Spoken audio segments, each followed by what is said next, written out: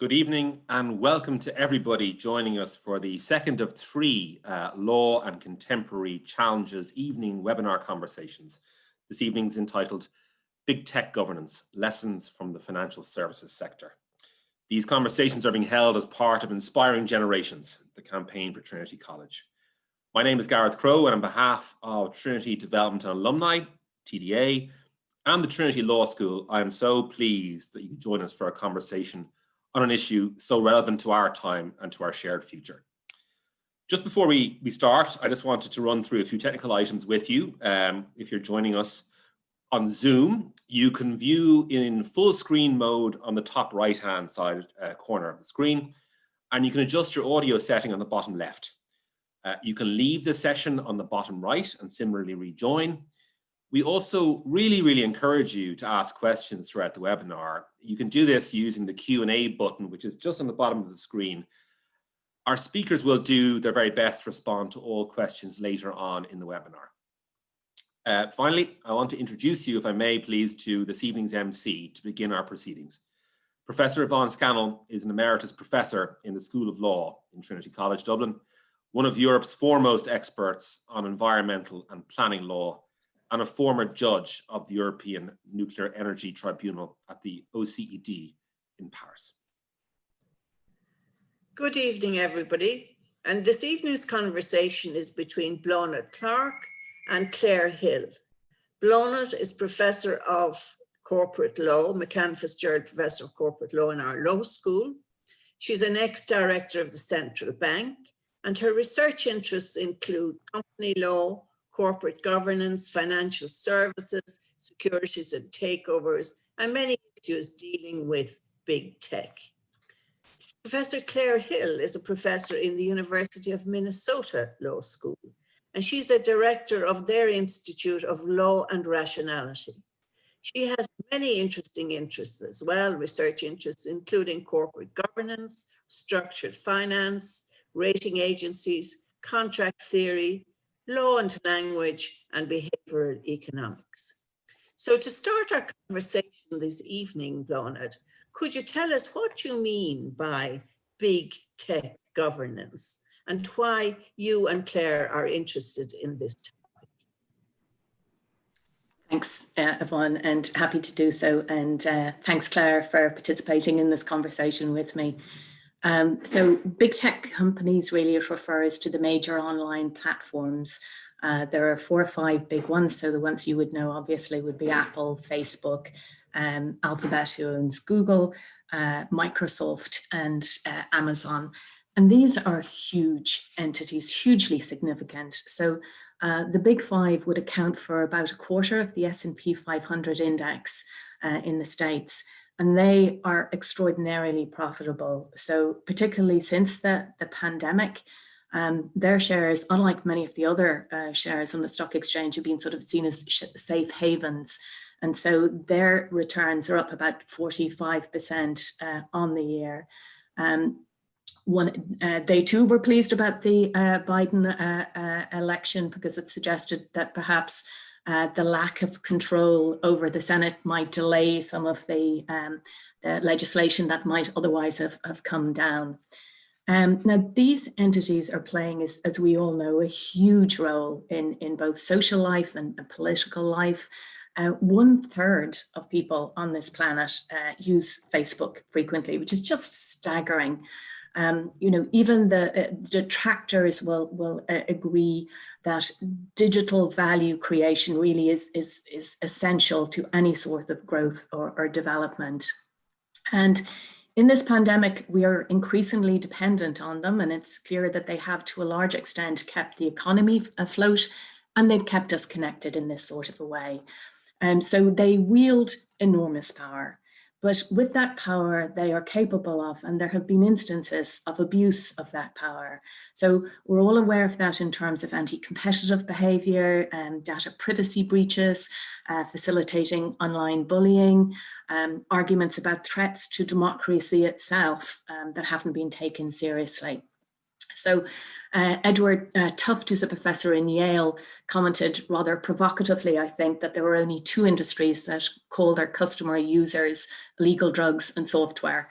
So that's a very provocative sort of an idea. Now, my research deals with internal governance of these sort of entities. So delighted to have Claire, who's an expert on governance. And our plan this evening is to talk a little bit about what works, what rules apply, what rules aren't being applied, what disciplines should be introduced, and to look to other sectors for sensible examples. Now, what we're suggesting is not a complete fix. So what I'm suggesting is not a complete fix. It's to start a conversation to look at something which I think is a necessary part of the toolbox. But before I do that, I think it is worth mentioning in terms of regulation itself that these are very heavily regulated industries already. In various areas. If you look at Facebook's annual report and you see the list of regulations which apply, you know, stretching IP, data protection, data management, consumer payment services, it's huge. And in Europe, we're expecting at the end of the year a new Digital Services Act and package, and that's aimed at facilitating a fair and open marketplace, and there's going to be a lot of rules in there regulating these private game gatekeepers. And that follows a 1.49 billion fine last year by the European Commission on Google for breaching rules. And even in the last week, as I've been sort of thinking about this conversation, you know, I'm struck by how much is coming down the track. So in the last week alone, we're seeing, for example, the EU open a second antitrust investigation into Amazon. We've seen in India, the competition watchdog there is looking now into Google App Stores. In China, they've introduced a huge rake of antitrust rules, which have really turned the industry there on its head. And in the UK, just across the sea, they've introduced new foreign investment rules, which are focusing on tech companies. So this is a huge area. So before we get into the governance, and I just can't resist asking you this, Claire, but in terms of regulation, it's clear there's a very different regulatory approach at work in Europe to the States. So for example, the antitrust investigation into the 4 big tech companies, over a 16-month investigation, bipartisan agreement that there have been problems in terms of antitrust and there had been violations, but absolutely no agreement on either side as to what to do about it. So how can you explain this sort of different regulatory approach, or is it as different as it seems from here? Perhaps it will become a bit less different in a subsequent administration, but there's no question that there's a certain hostility to government, if you will, sort of the entrepreneurial spirit will not be quenched. Our moderator said to me when in a preparatory call last week, she said, well, in Europe, we regulate everything that moves. And here you can use regulation almost as an epithet. Again, that's a much bigger effect right now, given who's in power. But even at its most government friendly, it is far less government friendly and regulation friendly than Europe, than the UK. It just somehow, you know, and there are many theories, as much one can say about this, there's just a real suspicion of government as being perhaps incompetent and a bridling at being told what to do. And that sometimes rules the day. Yeah, I think you're right, because when we discussed this last, I did think it is a question of trust. And I think if you trust in the regulator, whether that's at a government level or below, I think you're much more likely to have faith in the oversight and the results that's likely to flow from that. And I think it also depends on independence of regulators. I think that's really important. And I think when you see, as you know, we are seeing to some extent in the States, where you're seeing people being removed from leading oversight bodies, people who would have been expected to be impartial and are removed at the moment at a political whim, that makes us very anxious. Yeah, well, although that, I think, at its extremes, goes beyond normal US pathologies, where what I mean by normal is the rest of my life other than this particular period. I mean, the pathologies are sort of that there's this sort of sense that maybe people in government aren't the best, or they're lazy, or they're corrupt, or something like that. This sort of, the stuff that we're seeing now, I think, is a little more than one could expect to see generally. And indeed, even this government does take some regulatory steps, and sometimes they take some good ones. So, I mean, I don't want to overstate the comparison, but it's nevertheless a very important one. Okay, and let me just be clear, given the likely audience to this conversation, we never think people in the government are lazy or don't do their jobs. So just to be clear on that one. So moving back then and away from regulation, and of course there are lots of other ways to curb misbehavior and to sort of discipline these companies other than hard law or hard regulation. So there's sort of this internal regulation, and we see that a lot with these companies. So we see whistleblowers coming forward and complaining about issues. And, there was an example of that relatively recently with a whistleblower in Cork, down in the south of the country, coming forward to talk about the company's program listening to users' Siri recordings. And that caused an issue, but it brought an issue out that might otherwise have been hidden. We've also seen the strength of customers or users or advertisers. So, in July, we saw more than 1,000 companies boycott Facebook because of a civil rights call that, the platform was being used for misinformation and speech. Now, admittedly, it was a temporary halt, but we do see power there. And even in terms of customers, in Google, again, there was a very public situation where engineers were unhappy to work on particular Pentagon contracts, and they moved by. So there is some possibility.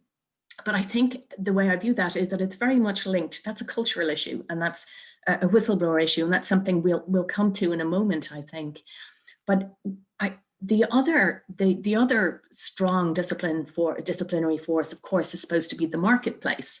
And so you're supposed to have shareholders exercising control and be concerned about these sort of things. Now, with some of these companies, that's not going to happen for the reason that these are not often regular companies with a regular shareholder base. So companies are often set up by their entrepreneurs who retain control. So Mark Zuckerberg, for example, still controls, through a very complicated share structure, but still controls about 57% of Facebook. And even though there are other shareholders there, and even though every year for the last number of years, there's been a proposal at the EGM, can you please separate the position of CEO and chair, which is something we take for granted in governance. Can you please get rid of this dual structure? And it's, in terms of ordinary shareholders, it's wildly successful. The first has about 88% success rate the last time, and yet nothing happens. So you think, well, where are the big shareholders? Where are the institutional shareholders? And I wanted to ask you about this, because when we talk about the institutional shareholders and what shareholders want, every debate in Ireland, it seems, still ends up talking about a sort of a US-centric approach. So we talk about the US Business Roundtable last year, which stated very clearly that stakeholders was a main concern, and there was a fundamental commitment. And this was seen as a huge change, we've moved away from shareholder primacy. And you had about, over 180 of the CEOs of the big companies signing up and saying they were on board. This year, Larry Fink, the CEO of one of the large institutional investors, BlackRock, said that a company can't achieve long-term profits without embracing purpose and looking to its shareholders. So there's this strong talk and rhetoric and narrative coming. So knowing you as my perfect cynical colleague, Claire, what is your view on this? Is this talking the talk, or can we be confident that shareholders will grasp the importance of these issues that matter to us, like privacy and truth and democracy? Can we rely on them? Well, I see two different sets of issues here. One of them is shareholders and what shareholders might find in their interest, and the other is stakeholders and what stakeholders might find in their interest that may or may not be the same as what shareholders find in their interest. So when you ask the question, are shareholders going to grasp the importance of, I'll try to say it your way, it's not so easy. We say privacy, you say privacy. I kind of like the sound of privacy. And all of these bad things that Facebook does, let's say, for instance, I mean, if I can call them bad things, how bad are they for shareholders? They're worse for stakeholders, very broadly construed. So there's a real question as to what extent shareholder and non-shareholder interests converge. I've written a lot about this. And to some extent, the idea is, the topic is a little bit, I love this word, recursive. That is to say, insofar as you can make a reputational stake and reputational cost out of some thing that affects stakeholders, then shareholders will be affected too, and then they will converge. I mean, one example one can give is, say, Me Too stuff, where the company might previously have said, well, we'll keep this guy around even though he's a so-and-so because he's making so much money for the company. But once it becomes a huge PR thing, then the bad things he's doing to third parties become bad things he's doing to the company, and the shareholder and the third party interests converge. That's our kind of optimistic scenario. That is, they either, so to speak, do converge, or one can, so to speak, make them converge. The harder cases are where the convergence is less obvious, and that may be one of the things that's going on. For instance, that a company is going to do extraordinarily well, for instance, as you say, with Facebook, everybody's using it, and there might be massive third-party effects that are very hard to visit in any direct way on either the shareholders or the directors. Getting back to the Larry Fink question, one of the big things that people ask at conferences I go to a lot, does he mean it? What would that mean? Well, we don't know what's in his head. We certainly know that the pressure to say this stuff is very high. We also know that there's a certain temptation to do preemptive strikes given the general mood. That is to say, if he says we mean it, we BlackRock are going to push the companies to do stuff, perhaps Elizabeth Warren's proposals won't get so far. So there's that. Then the question is, what does the pressure translate into tangibly? And that's a harder thing to tell. First, it's hard for the shareholder stakeholder reason we were talking about before. That is, does the pressure translate into companies thinking, I better take climate change into account because after all, it's going to hurt my business, or the further, I should do thing X because it really is the right thing to do, whatever the market effect is going to be. My own view is probably guardedly optimistic on this, just because I think there's so much pressure coming from so many quarters.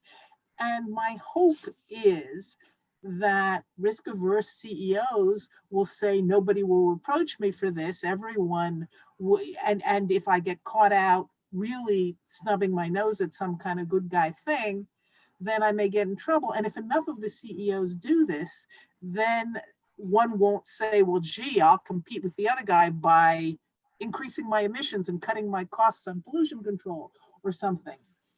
Yeah, so, yes. Yeah, no, I think you're right. And it's not even so much, when the interest don't converge, it's when they conflict. And that's where you have a real problem. And it is down to, are they going to walk the walk?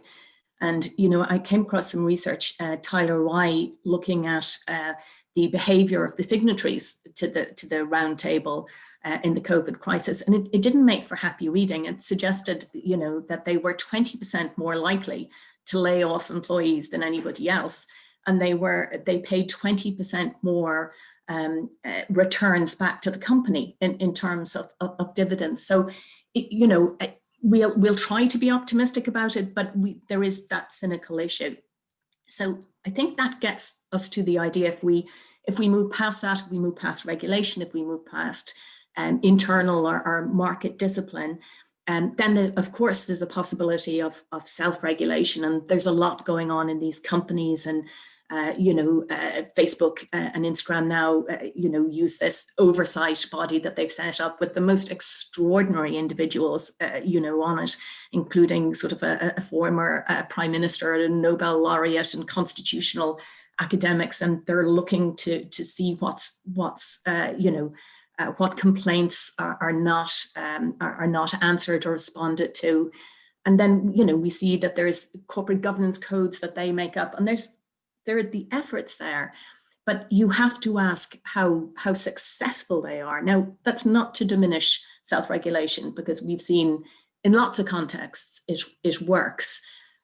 So there's something there, but I think I keep coming back to the focus, which should be the focus on any board, on any company, which is the board of directors.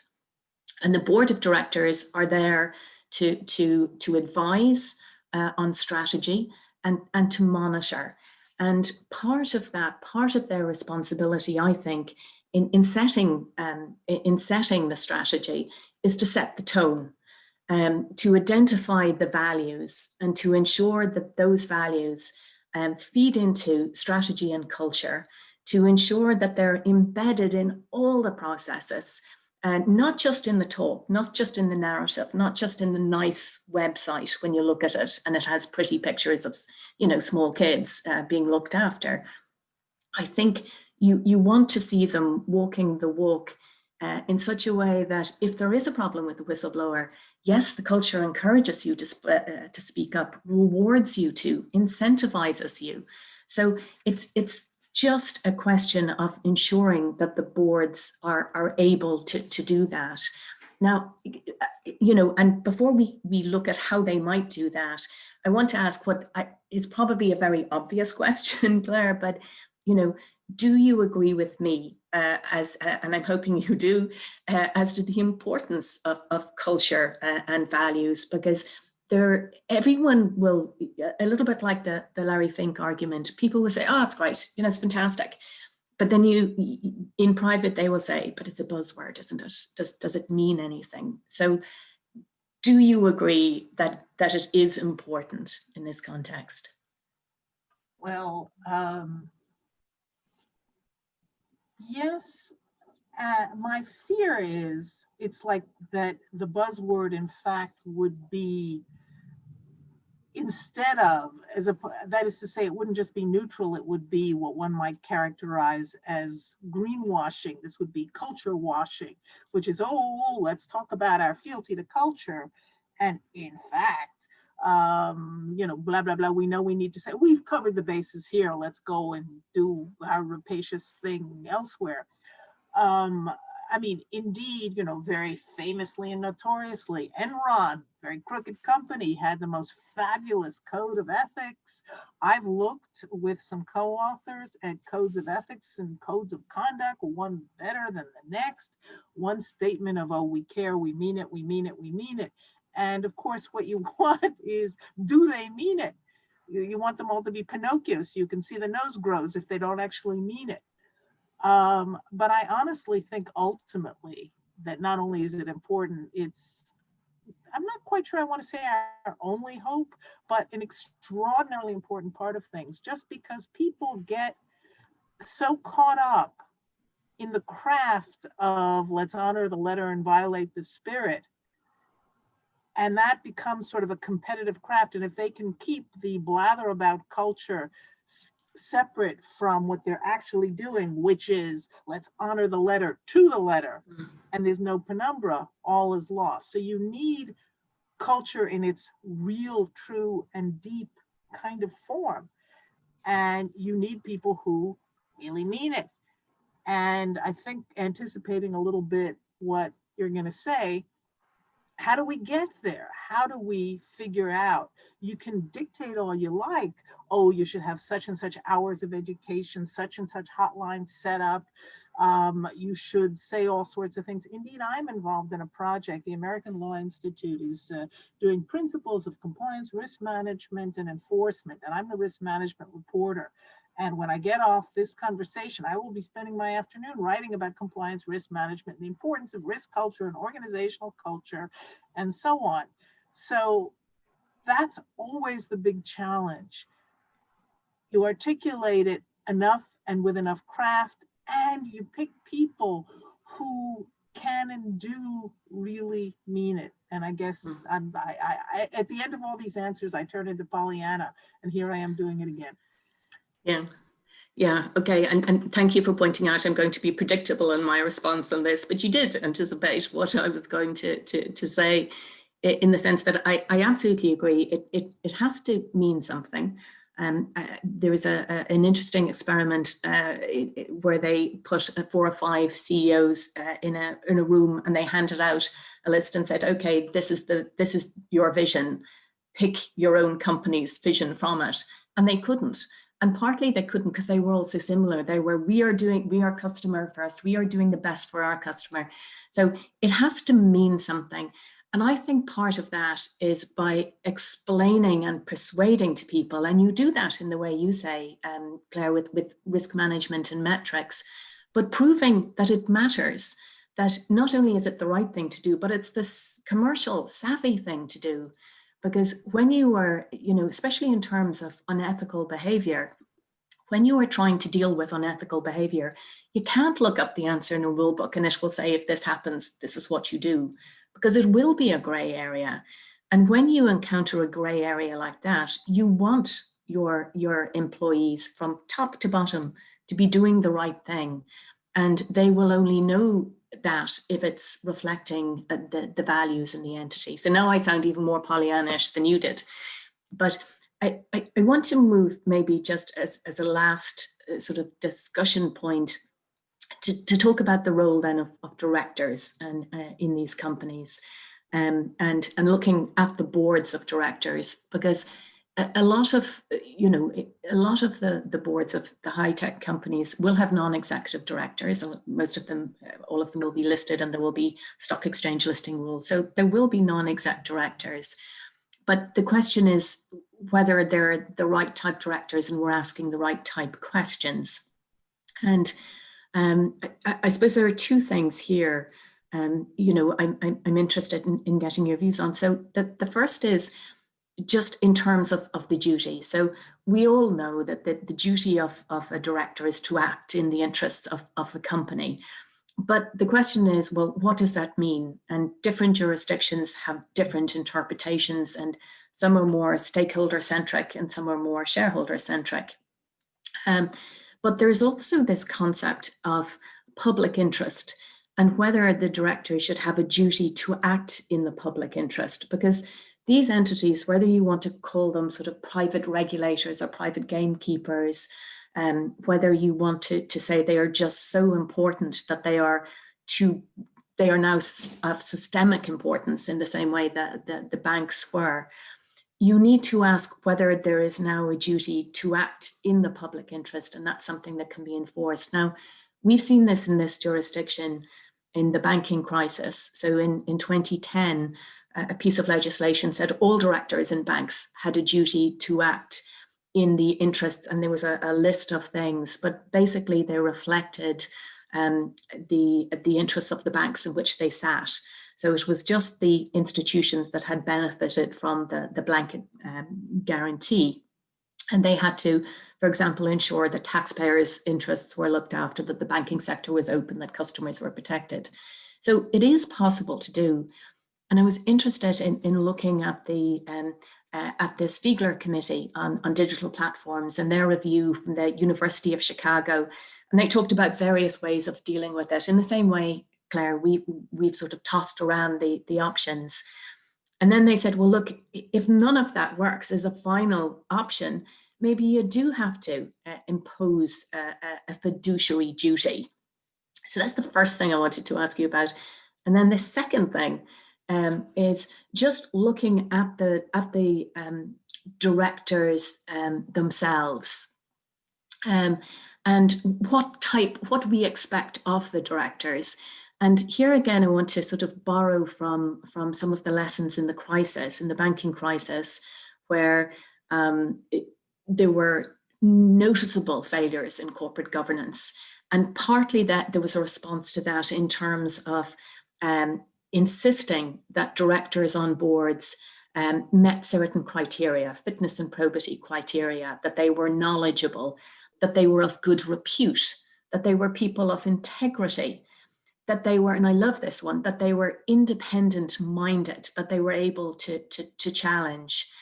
And there are similar rules because it's derived from EU legislation. But we've added one of our own in Ireland, which which is part of the central bank's suitability requirements, which I really, really value, which is to be ethical as well as honest. So we've introduced these criteria for banks and we apply them. And I'm wondering whether we should apply something like that or whether it's possible in the context of big tech companies. And can you even go further? So here we're talking about introducing perhaps a senior executive accountability regime, which will make directors responsible of banks and financial institutions when it's introduced, responsible for certain tasks. But one of the great things it does is that it maps responsibility. So it says, okay, figure out everything that's going on. Who's responsible for this? And the reason they did that was because they were conscious that there had been, in the crisis, too many bank commissions where CEOs were rocking up and going, well, we didn't realize this and we didn't know that and we weren't aware of that. And they wondered whether, is this getting to be sort of blind ignorance? And we want to do it. And that same thought occurred to me, when I watched some of the testimony, of the 4 CEOs, before the House Committee in the States. And, they were asked questions like, what is the policy on this? And so often the answer was, I don't know. I don't know. I'm not sure. Jeff Bezos was asked about Amazon delivering non-essential goods. And he went, well, I don't know. I'll have to get back to you. So, is there a sense that we should be introducing these very restrictive requirements? And do you think you could do it?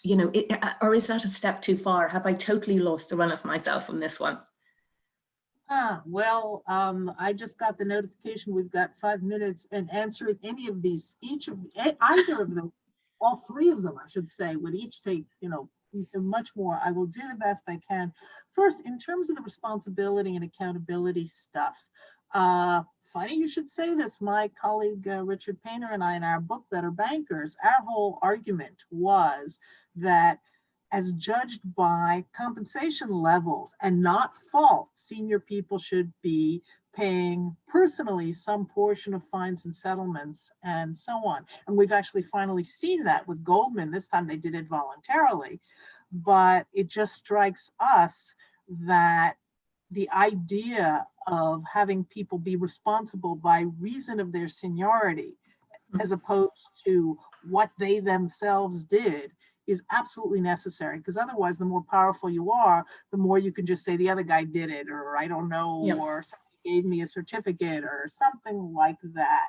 Going further than that, I mean, much to say, but let me move on to the other things. In terms of the sort of fiduciary requirements to third parties, what makes that difficult, and also interestingly, a lot of my students are writing a paper about exactly this, is who gets a right to sue them? What happens to them if they don't? And we have these new entities called benefit corporations, and you're supposed to have a public purpose. Well, what happens if, who gets to judge whether you've met the public purpose? What can they do if they think you haven't? These are huge, not insuperable problems. Indeed, they are superable by culture type stuff.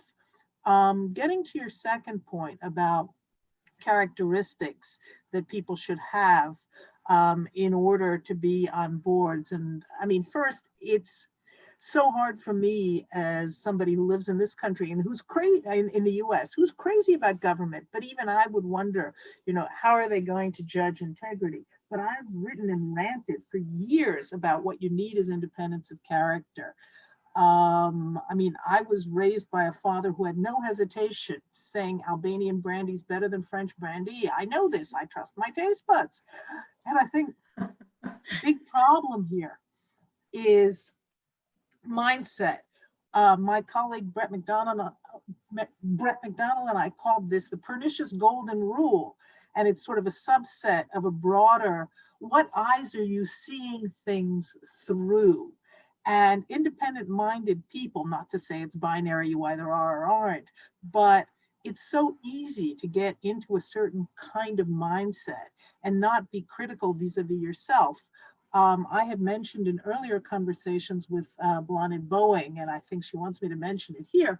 Boeing is an interesting situation where some of their planes blew up, and it's not like they were, you know, trying or were in some concrete way aware. It's that they didn't interrogate themselves with respect to, gee, we're cutting corners because we need to compete with Airbus, and we need to do this, and we need to do that. They didn't say to themselves, how could our rush to do this be taking us astray? You need that kind of independent and even contrarian perspective. And however one can figure out how to measure it and one can shove it at boards, the better off we will be. All this stress on who counts as independent, we have a huge amount about that stuff here. And what they end up saying is, not married to the person, not their, maybe they can be the second cousin, probably can't be the first cousin, and they can't be getting a lot of money from the company, or previously have gotten a lot of money from the company, or something like that. And then there'll be some residual category, like, and if there's some other reason you think they're not independent, well, what does that mean? So true independence is the mantra. Yeah, and I think it comes down to, and I think what, you know, in terms of fiduciary duties, it's the company obviously that typically enforces them. Well, that's not going to work. You know, if you know, if you're talking about issues with the board. And I think part of the success of the, you know, of the regime in terms of bank regulation is that there is an oversight body, there is a regulator there. And it's interesting that all the discussions that I've seen on both sides of the Atlantic ends up with, we need an oversight body. And you can see it coming down in the EU in the package, even in individual ones. You know, whether it's sort of looking at broadcasting or whether it's looking at competition, there should be some body. And I think that's a given. And the second and the last thing to mention is that I think you mentioned you know, the Boeing and algorithms, and I think that's a perfect place to end, in the sense that that's somewhere where we now know it's essential to good business. You have to figure out this new world we're living in, and you have to make it work, and you have to work them into decision making. But you can only do that if they're designed properly, and there is a human element in that needs to be run. So I think that's something we're going to need to take care of, and that's somewhere where I think technology has to work with us. And let's be clear, you know, these companies have said they are in favor of regulation. It's just a question of what type regulation, and that's, you know, that's where we still have to adhere. Yvonne, back to you. Thank you. Yeah, thank you very much, lady professors. That was a very interesting conversation. I was wondering, Blonde, you were talking about the state directors or the public interest directors and the bank boards. And I know the ones that were selected were pretty distinguished, including our own alumnus, Dick Spring. Well, I myself am a bit cynical about putting civil servants, for example, on bank boards. And I've heard comments about that when they are in the room, all they're doing is taking minutes about the small things. So how has it worked in Ireland? So the public interest directors in question were put onto the boards after the banking crisis and after the bank guarantee, and the concern was we just guaranteed this money and now we don't know what these companies are going to do. So we need somebody in there minding the taxpayers' money. So they very much had that role at the outset. And the public interest at that stage was very clear, because that concept can be a bit, can be a bit vague, but it was clear what they were there to do. And they picked terrific individuals by and large, and they were very successful in going in there. I think it was a relief to the existing boards. So I did some research a couple of years back with a colleague, Gail Henderson from Queens in Ontario, and we looked at this, and we looked at their role, and we found that there were two issues that I think are relevant going forward. And one was that they themselves had an idea about what public interest meant, but it wasn't the same idea as the government had, and it certainly wasn't the same idea as the public might have had. So they indicated that you really need to be very clear about this. So if we were going to introduce some sort of a public interest role, let's make sure everybody knows about it. And I think the general consensus was that they did a good job, but every time something went wrong in one of these covered institutions, so every time there was a mortgage foreclosed, every time there was an ECB interest rate that wasn't passed on, what you found was that the media and individuals would say, where are our public interest directors? Yes, and they equated public interest with what they wanted public interest to mean, which might have been completely different. So it wasn't necessarily consistent with an effective business model. But that's back to something Claire and I talk about quite a lot, which is, how do you define public interest? Because my public interest is certainly completely different to somebody else's public interest. And, who makes that decision? And it's back to regulators. So I would think those guys did a really good job. About 2 years after they got there, so in 2010, the legislation I mentioned, which made every director a public interest director by imposing that broad fiduciary duty, that came in. So that took the spotlight off them, to a large extent. And they were very independent minded, which was we absolutely, and I think we saw that very much because the numbers dwindled out when they weren't reappointed, but you saw some very strong cases, and I think around the culmination of the life of Anglo, you saw some very strong decisions being made there. So certainly they were, and compliment to them that they were independent minded.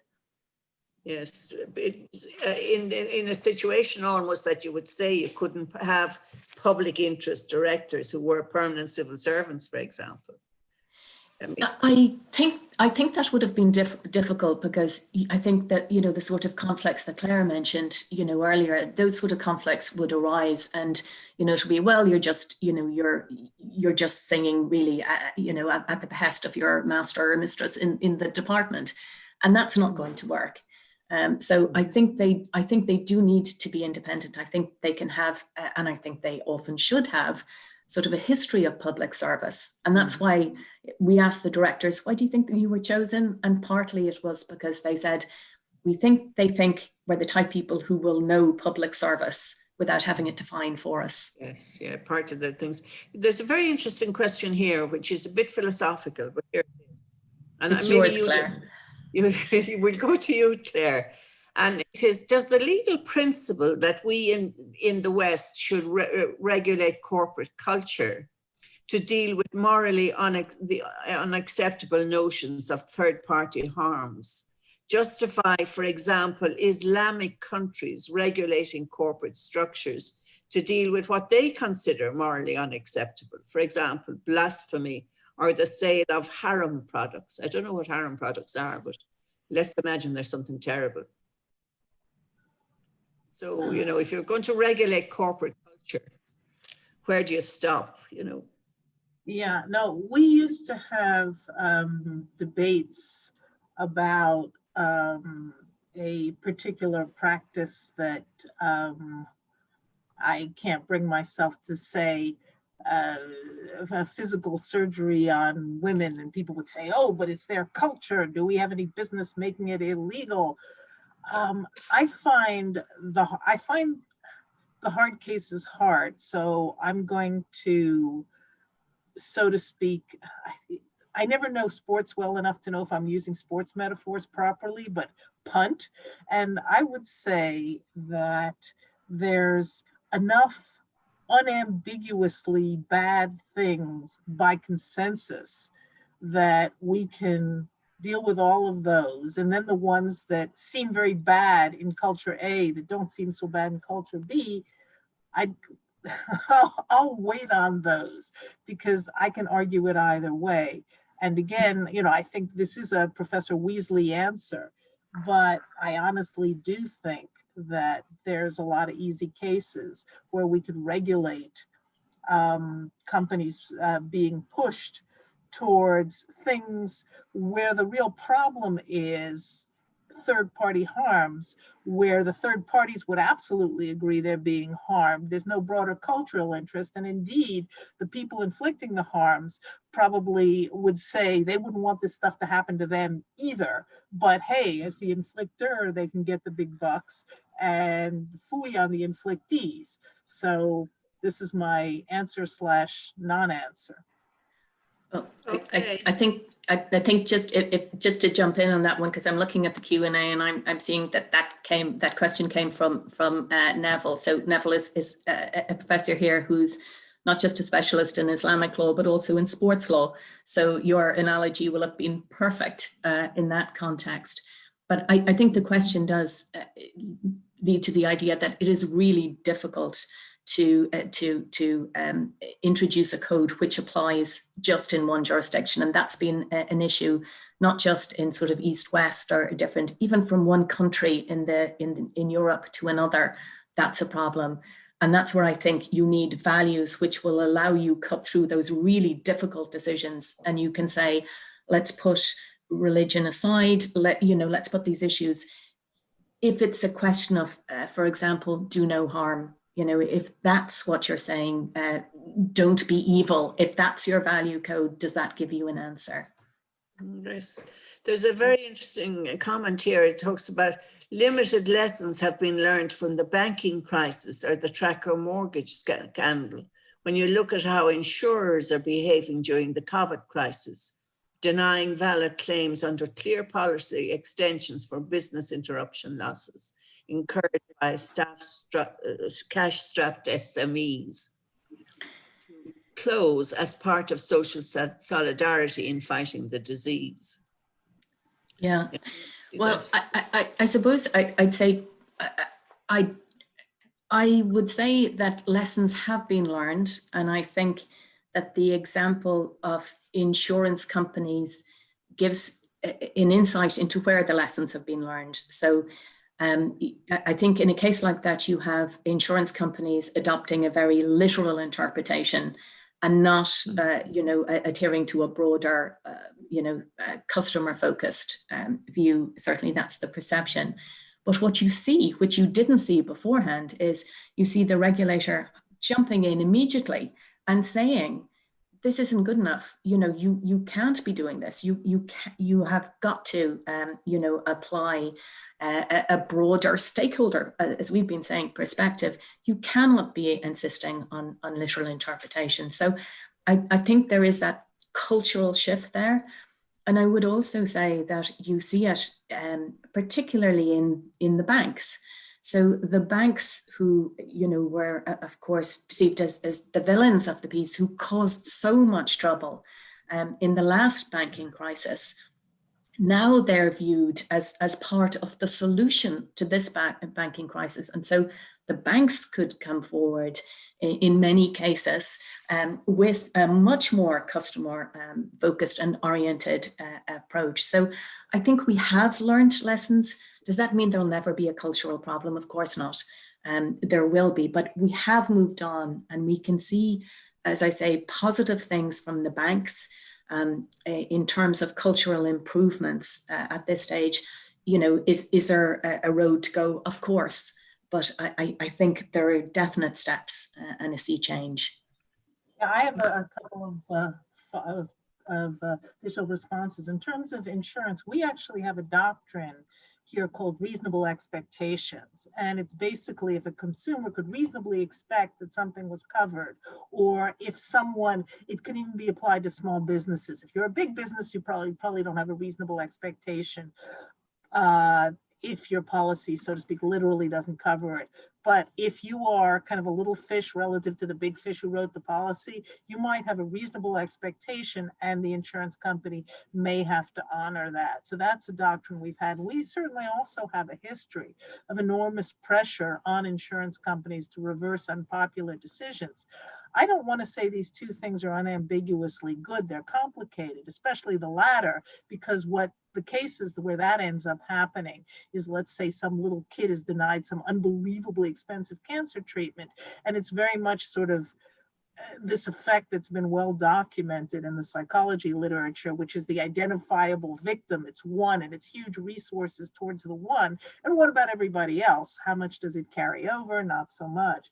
In terms of the bank situation, I mean, I think that, I started this mentioning this Goldman Sachs situation the very first time, where the company just said, we are cutting compensation for the people at the top of the bank, not the people who did it, but the people on whose watch this was. This is, to me, the hope is this is a beginning of people saying legal responsibility here, moral responsibility here. They weren't legally responsible because they didn't do anything. The people who did something were legally responsible. There's criminal charges and massive, massive forfeitures and fines. But they're saying we will take financial responsibility. The board is saying this. And again, finally, based on the people having had effective responsibility to run the place and being in trouble for not having done that. And that, it strikes me, is a sea change. We also are seeing more personal assignments of liability directed towards particular humans in some of the other financial institutions. Again, I don't want to be Pollyanna. We have an enormously long history of deferred prosecution agreements where the institutions get off with some kind of, they'll be monitored for 3 years and then they come back into everybody's good graces, and a few people get stuck throwing $10,000 at the SEC and it all goes away. We need a good trajectory of momentum. But this, as I say, this Goldman Sachs thing, about which I've just written a blog post, is, to me, really heartening. Okay, and here's another question. Would a push towards corporate regulation that seeks to appoint some board members because they're regarded as good advocates for third-party or societal harms and cultural considerations undermine or enhance the more established pushes for diversity on corporate boards? I don't see how it would. In fact, I would think that the two are absolutely consistent, because diversity on boards is not just sort of gender diversity on boards, but also it's cognitive diversity on boards. So you have people somebody coming from a whole different background with a different perspective that's going to sort of shatter that groupthink that's been common. So I think that's a really good thing. I don't see that there's any reason that you can't ensure that you have diversity on the board at the same time. I would say you absolutely have to ensure that expertise is part of that. So we don't just want diversity at a cost of expertise and knowledge, but I think the two are absolutely compatible. The only point I would make is I think you have to be careful, because if you have somebody on a board representing a particular interest, they have to remember that they're the same as every other director. Their primary duty is to the company. And just because they are the person looking at, let's say, civil rights or climate change, that doesn't mean that negates everybody else's responsibility to do that. And there is a concern that people on the board may leave it to them. That can't happen. These issues that we're talking about and those particular interests have to be things that are relevant to every single body on the board. There's part of every decision, every strategic thought on the board, rather than just, well, we leave Yvonne to deal with climate change because she's good at that. It has to be broad. So I think there's a room for it, there's scope within limits, and we don't have time to go into that, but there is a benefit. But I think, you know, you just have to be careful how it's applied. I have a couple of brief additions. I agree with Blonit in theory, but I guess I'm concerned not just on the civil rights director has the civil rights portfolio, which is a bad thing, but also that the woman is responsible for the woman's perspective and the person from country X is responsible for the country X perspective. Both of these sets of things are problematic.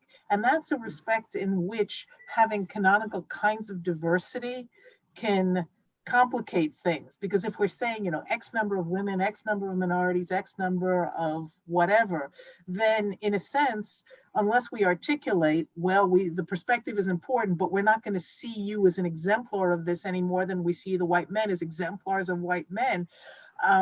That's sort of a critical piece of this. The other point I wanted to make is to very much echo the need for the diversity in, I think you used the word cognitive, because I think that ideally the diversity, you know, the question we want to ask in a way is what is the diversity of perspective supposed to bring to the table? Some people in the US anyway, a big part of the discussion about, well, there should be women because there should be women, or there should be what we would call minorities because there should be minorities. And so then, you know, people then ask, well, why and who should be represented on that basis? I think the articulation of the mission, as in, if we have people from very much the same backgrounds, we kind of expect them to look at things the same way. We need different perspectives. And it's not just because people are exemplars of their gender, their expertise, but hopefully they have had different, it's a good enough proxy for not having had precisely the same sort of experiences going forward. Thank you, Claire. Now we're running out of time, so all I have to do is say thank you very much to both of you for your very interesting conversation and for allowing us to hear your ideas, and to hope that all of you who are here, all our alumni and others, will join us again at this time next week. Good evening, everybody. Good evening, everyone, and thank you very much for joining us this evening for what I think you'll agree was a really interesting conversation. My thanks again to Professors Prof Clarke, Claire Hill, and to Yvonne Scannell. I do hope you'll join us next week for our final conversation. It's next Wednesday, the 25th at 6 p.m. And the topic is Irish reunification, challenges and opportunities. And we will be joined by Professor Oran Doyle and Professor Brendan O'Leary. On behalf of TDA, Trinity Development Alumni, thank you. You can contact us at alumni@tcd.ie, and also on behalf of the Trinity Law School, thank you so much for joining us. And you can contact us at law.school@tcd.ie. Good evening and thank you.